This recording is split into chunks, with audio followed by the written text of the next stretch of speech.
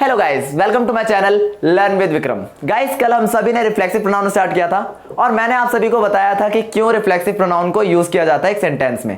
इसके दो रीजंस दिए थे। पहला कि सब्जेक्ट और ऑब्जेक्ट एक ही इंसान होता है, काम करने वाला भी वही और उसका असर होने वाला भी इंसान वही होता है। जैसे कि I am beating my self, मैं अपने आप को मार रहा हूं, गुस्से में हूं तो मैं अपने आप को ही मार रहा हूं, है ना। काम कौन कर रहा है? मैं कर रहा हूं, और काम का असर किस पे हो रहा है? मुझ पे हो रहा है। उस सिचुएशन में रिफ्लेक्सिव प्रोनाउन यूज करते हैं क्योंकि उसका असर, रिफ्लेक्शन हमारे ऊपर ही आ रहा है। दूसरा रीजन मैंने ये भी दिया था कि एक सेंटेंस में जो ट्रांजिटिव वर्ब होती है उसको अपने लिए एक ऑब्जेक्ट चाहिए होता है, उसके हिसाब से एक ऑब्जेक्ट चाहिए होता है, और अगर वो ना मिले तो सेंटेंस का मीनिंग कुछ अटपटा सा लगता है और वो क्लियर नहीं होता है। जैसे मैंने कल आपको एक एग्जांपल दिया था, इंडिया बीट्स इन पाकिस्तान। यहां पर इसका मतलब क्या हुआ? इंडिया मारती है इन पाकिस्तान। किसको मारती है? क्लियर हो रहा है क्या? नहीं। असल में यहां पर इस सेंटेंस में एक ऑब्जेक्ट है, हमें लग रहा है सेंटेंस सही है, लेकिन ये ऑब्जेक्ट है किसका ये भी तो पता होना चाहिए। अब देखो, यहां पर ये जो वर्ड पाकिस्तान है ये ऑब्जेक्ट तो है, बिल्कुल सही है, लेकिन ये इस वर्ब का, जो कि ट्रांजिटिव वर्ब है जिसका अपना एक ऑब्जेक्ट होना चाहिए, उसका ऑब्जेक्ट नहीं है। यहां इससे जस्ट पहले एक वर्ड यूज हुआ है प्रीपोजिशन। इस प्रीपोजिशन का क्या है? ये ऑब्जेक्ट है। तो यानी कि सेंटेंस में कुछ ना कुछ कमी है, और कमी क्या लग रही है? इंडिया मारती है पाकिस्तान में।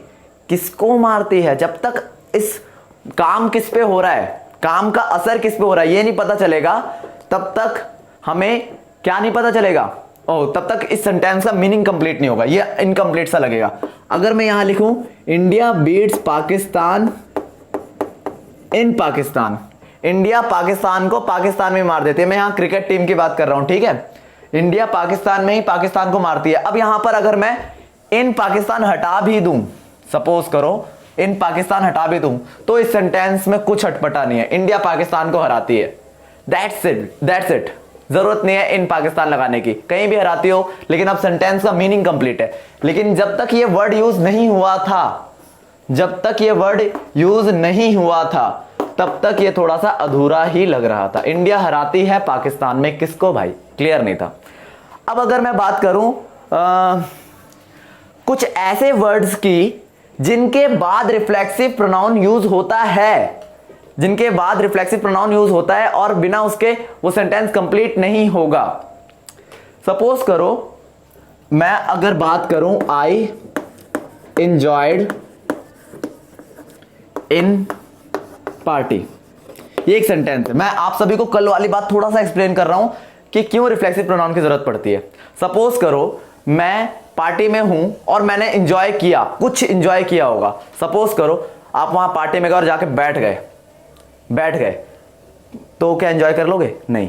एंजॉय कुछ तो किया होगा, किसी की कंपनी की होगी, कोई खाना अच्छा लगा होगा, कोई डांस म्यूजिक अच्छी लगी होगी, तो यहां पर आप लिखोगे ना I enjoyed music in party, I enjoyed food in party, कुछ भी, है ना। और सपोज करो आपके पास कुछ भी ऐसा था ही नहीं एंजॉय करने के लिए, ना खाना अच्छा था, है ना लोग अच्छे थे, ना तुम्हारा एनवायरनमेंट तुम्हारे हिसाब से नहीं था, लेकिन तुमने एंजॉय किया। तो किसको एंजॉय किया होगा? कुछ तो किया होगा, तुमने खुद को ही एंजॉय किया होगा ना।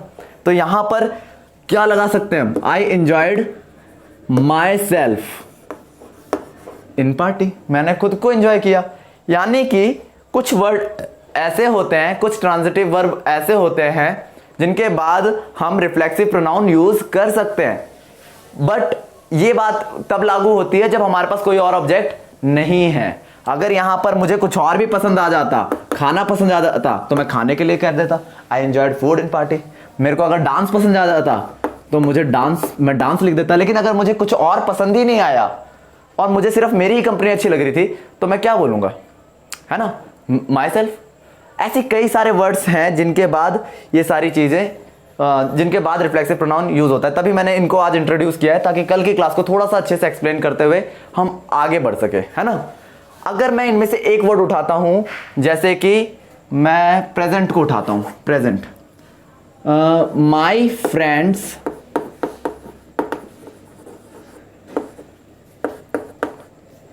presented before my parents. इस सेंटेंस को जरा ध्यान से देखो। मेरे फ्रेंड्स ने प्रेजेंट किया मेरे पेरेंट्स के सामने। कुछ प्रेजेंट किया होगा, कुछ तो प्रेजेंट किया होगा ना। क्या प्रेजेंट किया होगा? ऑब्वियसली मेरे पेरेंट्स के सामने मुझे तो प्रेजेंट नहीं किया होगा। यहां पर कुछ तो है जो चाहिए। सेंटेंस का मीनिंग कुछ तो अधूरा है, क्योंकि बिफोर के बाद लगने वाला ऑब्जेक्ट तो प्रीपोजिशन का ऑब्जेक्ट है ना। ये तो प्रीपोजिशन है, इसका ऑब्जेक्ट है, इसका ऑब्जेक्ट भी तो चाहिए प्रेजेंटेड का। तो my friends presented a gift. Gift दे सकते हैं। अगर गिफ्ट नहीं दिया तो भाई वो पहली बार मेरे पेरेंट्स से मिल रहे हैं, तो क्या पता खुद को ही प्रेजेंट कर दिया हो। माई फ्रेंड्स प्रेजेंटेड देमसेल्व्स, है ना। यहां पर बोल सकते हैं ना कि वो खुद को ही इंट्रोड्यूस कर रहे थे वहां पर, है ना। अब मैं आपको ये समझाने की कोशिश करता हूं, देमसेल्फ लगाना जरूरी है क्या? नहीं, बिल्कुल नहीं। अगर वो कुछ और भी कर रहे हैं, कोई और चीज है उनके पास प्रेजेंट करने के लिए, तो क्यों नहीं कर सकते।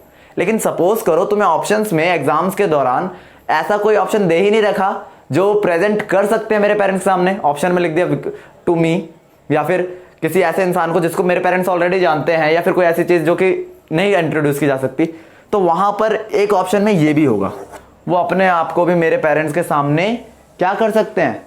प्रेजेंट कर सकते हैं। और कौन से लिख सकते हैं? जैसे कि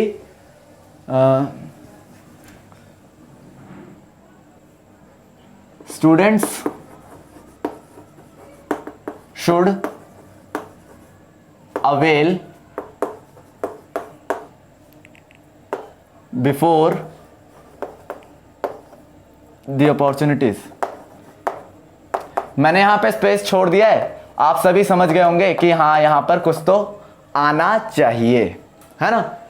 स्टूडेंट शुड अवेल, अवेल का मतलब, अवेल मतलब होता है किसी भी चीज के सामने प्रस्तुत करना या फिर प्रस्तुत होना, है ना।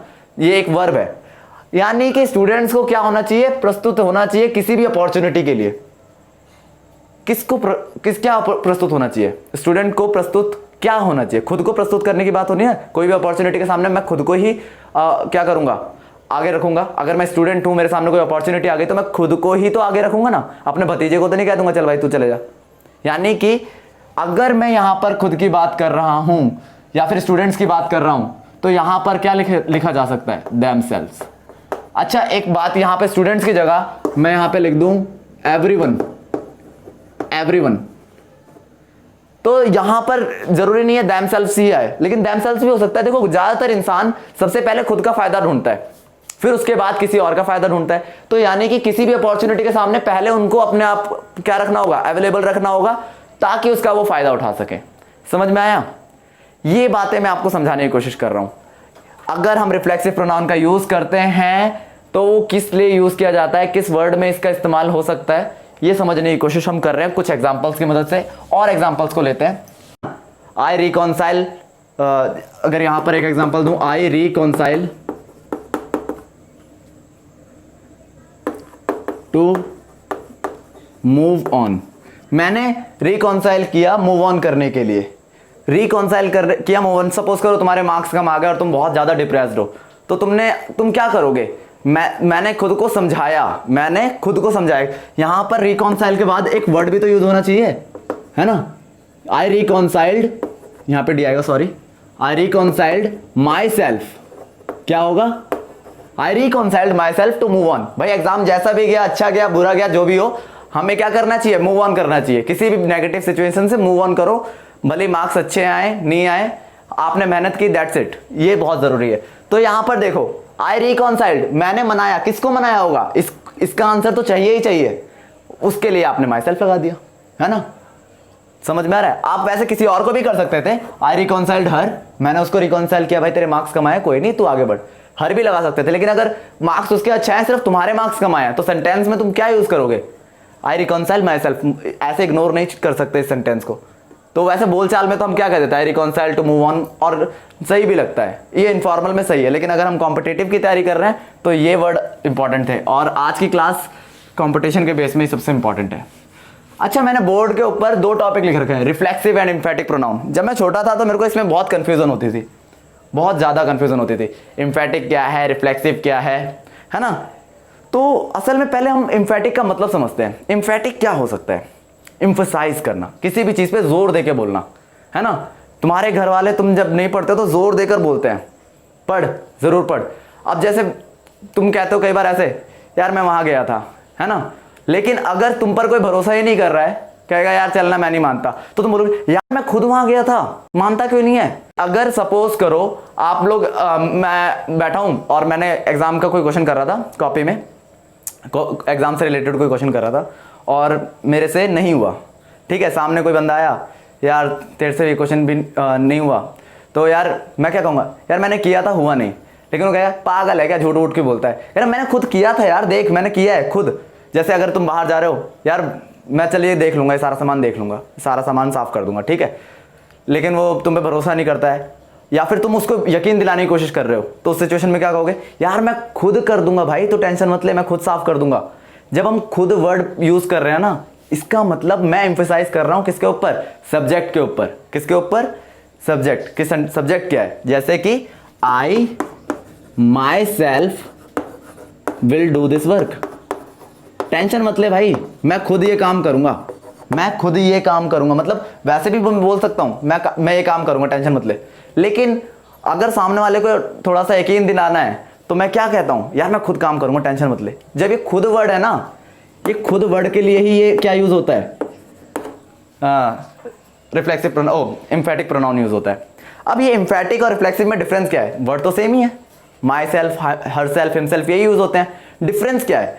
मेरे हिसाब से डिफरेंस बस यही है कि पहले वाले केस में सब्जेक्ट जो होता है वो फर्स्ट पर्सन होता है और वही बंदा क्या हो जाता है, उसका ऑब्जेक्ट बन जाता है ना। यहां पर ऐसा नहीं है, यहां पर ये जो माई सेल्फ यूज किया गया है ये सब्जेक्ट के लिए यूज किया और ये ऑब्जेक्ट का काम नहीं कर रहा है, क्योंकि ऑब्जेक्ट ऑलरेडी दे रखा है ना, ऑब्जेक्ट ऑलरेडी दे रखा है, ठीक है।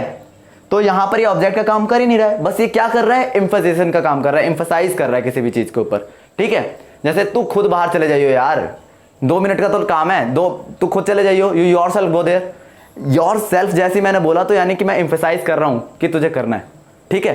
यानी सब्जेक्ट पे फोकस किया जा रहा है, he herself cook the food, she herself, ठीक है। अगर सपोज करो खाना बहुत अच्छा बन जाता है और कोई बॉस वॉस आया है, वो कहता है भाई खाना तो बड़ा अच्छा बना है, बाहर से मंगाया है क्या, तो जो हस्बैंड होता है वो कहता है नहीं नहीं इसने खुद खाना बनाया सर, इसने खुद खाना बनाया, यानी वो एम्फसाइज कर रहा है। या आप ये समझो कि सेंटेंस में जब भी सब्जेक्ट के ऊपर एम्फेसिस होगा तो क्या यूज होगा, एम्फेटिक प्रोनाउन होगा, बस यही डिफरेंस है। उसमें सब्जेक्ट और ऑब्जेक्ट बन जाता है एक ही बंदा, है ना। इसमें क्या होता है कि सब्जेक्ट को एम्फेसाइज किया जाता है। तो क्या ये इस तरह से लिखा जा सकता है, अगर ये एंड में लिख दिया जाए, she cooked she cooked food, यहां पर फिर इसका मतलब होगा वो खुद से खाना बनाती है, ठीक है। She cooked food her self. अब बताओ, अब ये एंड में यूज हो रहा है, आप सोचोगे एंड में यूज हो रहा है तो इसका मतलब क्या हुआ कि ये हमारा ऑब्जेक्ट हो गया और ये इसी के लिए बात हो रही है ना। बिल्कुल गलत, आप बिल्कुल गलत सोच रहे हैं। यहां पर इसका मतलब यही है जो इसका था, ठीक है। बात क्या है, बस साथ में ना लगाकर मैंने क्या कर दिया, एंड में लगा दिया, दैट्स इट। और कोई डिफरेंस नहीं है, हल्का सा भी डिफरेंस नहीं है। ये अभी भी सब्जेक्ट को एम्फसाइज ही कर रहा है और ऑब्जेक्ट का काम अभी भी यही कर रहा है, ठीक है। काम तो ये कर रही है, बस एम्फसाइज कर रहा है। यानी कि आप लोगों को आप समझ में आ गया होगा आज की वीडियो से कि एम्फेटिक प्रोनाउन क्या होता है, रिफ्लेक्सिव प्रोनाउन क्या होता है, इन दोनों में डिफरेंस क्या होता है। और जरूरी नहीं है कि एम्फेटिक प्रोनाउन साथ में ही लगे, वो एंड में भी लग सकता है। ऐसे भी देख सकते हैं कि एम्फसाइज कर रहा है या नहीं कर रहा है, वो सेंटेंस का स्ट्रक्चर देख के समझ में आ जाता है कि अभी भी काम किसके ऊपर हो रहा है, खाने के ऊपर हो रहा है, ठीक है। और काम किसने किया, उसने खुद से किया है, जरूरी नहीं है बगल में लगाना, ठीक है। तो बचपन में जो हम पढ़ते थे कि साथ में लगा होगा तो एम्फेटिक, वो भूल जाए, समझने की कोशिश करें, ठीक है। गाइस आज की वीडियो थोड़ी सी लंबी हो गई है, उसके लिए मैं थोड़ा सा सॉरी हूँ भाई, लेकिन आप लोगों ने ये क्लास बहुत अच्छे से पढ़ी होगी तो आपके जितने भी रिफ्लेक्सिव प्रोनाउन से रिलेटेड डाउट्स हैं वो सारे क्लियर हो गए होंगे। ये क्योंकि बहुत ही इजी टॉपिक नहीं है, इसमें थोड़ी सी प्रॉब्लम होती है समझने में, आगे भी कन्फ्यूज़न होगी इसमें, इसलिए मैं चाहता हूँ कि आप लोग इसको अच्छे से समझें आप जितने भी डाउट्स पूछेंगे मैं सबके आंसर्स दूंगा, इवन आप कहेंगे तो मैं और पढ़ाऊंगा इस टॉपिक को। लेकिन अगर आप लोग इग्नोर करते हैं टॉपिक्स को या फिर स्किप करते हैं तो प्रॉब्लम होगी। आई होप आप लोगों ने एंड तक अगर वीडियो देखी है तो ये वीडियो से आपको कुछ गेन हुआ होगा, और अगर आपने स्किप करके एंड के पोर्शन पे आए हैं तो प्लीज़ पीछे जाकर आप समझने की कोशिश करना, और अगली वीडियो को प्लीज़ ज़रूर देखना क्योंकि सारी वीडियोज़ आपस में इंटरलिंक्ड हैं, ठीक है। और बस यही चाहूँगा कि आप वीडियोज़ को देखें, अच्छे से शेयर करें उन लोगों में जिनको ज़रूरत है, और सब्सक्राइब करें। बाकी मिलते हैं अगली वीडियो में विद नेक्स्ट टॉपिक।